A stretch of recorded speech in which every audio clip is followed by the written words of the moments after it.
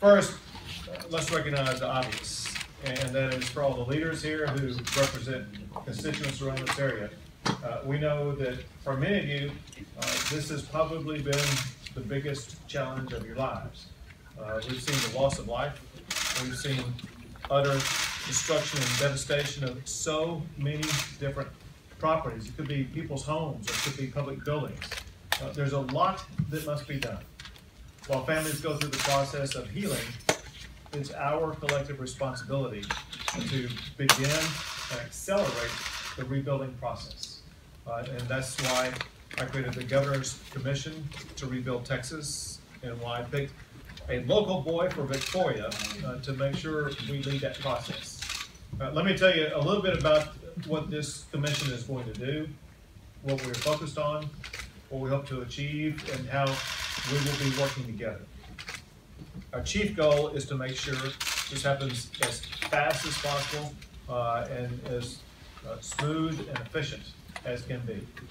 Bottom line is we want to rebuild quickly and effectively, tailored toward the unique situation of each county. I was able to see firsthand some of the things going on in Victoria when I was here last week. It's just amazing. There was a huge tent of volunteers from around the area who were piling up sacks of food and water, and help people who didn't have any food or water.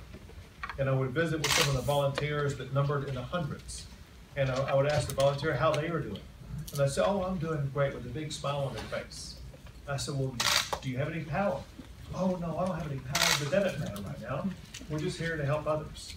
So it shows the attitude that people around here have, which is a quintessential, typical Texas attitude. And that is friend helping friend, Texan helping Texan, or stranger helping stranger. The same thing occurred over in the depths of the floodwaters in Houston, Texas, where you saw people rescuing strangers out of the water and pulling them in a boat. You saw it down in Rockport, Texas, where I was able to hold a 2-week-old baby who was born a week before the hurricane hit. And the parents were just happy to be alive on what was an otherwise mowed down Rockport, Texas. But that's the Texas attitude that forms the foundation upon which we can build. We know with the foundation of the strength of our fellow Texans, the rest is just building material, a lot of sweat, and a lot of speed. We got a lot of all of that. But we have a lot of great leaders that we have arrayed around this table. Leaders whose primary mission for the next few years is to make sure we help you rebuild. And the infrastructure for that, to make sure we get that done, is going to be headed by Commissioner, in addition to Chancellor, John Sharp.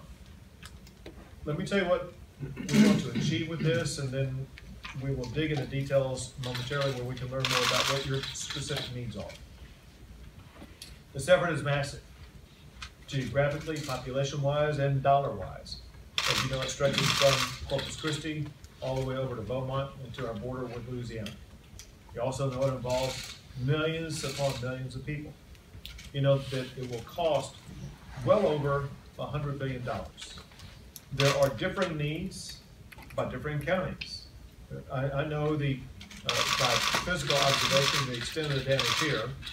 I know about reports and some vision about what happened in Refugio. Those challenges differ from each other. I know that in some places roads are intact. We learned yesterday over in Bastrop County there are bridges that are missing. What we need to learn from you is what are your specific needs immediately, and then what are your midterm and long-term needs about what you need to be able to rebuild. What we need to establish today and going forward is the most efficient methodology to achieve those goals. So we've created a structure. It's the kind of structure that you would see in some type of military operation. The primary focus of which is effective communication. If we do not have effective communication, we will not be able to achieve your goals in a timely fashion. We have to have someone reporting to someone constantly and we're going to provide us the information we need, and then get back to you the information you need. So one thing that Commissioner Sharp will roll out will be what that communication structure looks like, what that reporting structure looks like, so that we can be constantly in the loop. We want you communicating with us every single day through a specified contact who will report to you. You will have your own person. If you're a county judge, if you're a mayor, if you're a state representative or state senator, you're going to have a point of contact that you can go to 24/7 to have your issues addressed. Speaking of senators, 2 of which are here, am I missing any state reps? Gene. Oh, no, Gene Forrest. I think I've heard of the senator. But No. I'm gonna let that one be the you all, because we have indirect reports for communication purposes, we have mayors and county judges. The state representatives and state senators are the primary point of contact for all these different types of governmental entities. Think of schools, for example. Think of, and that's why it's here.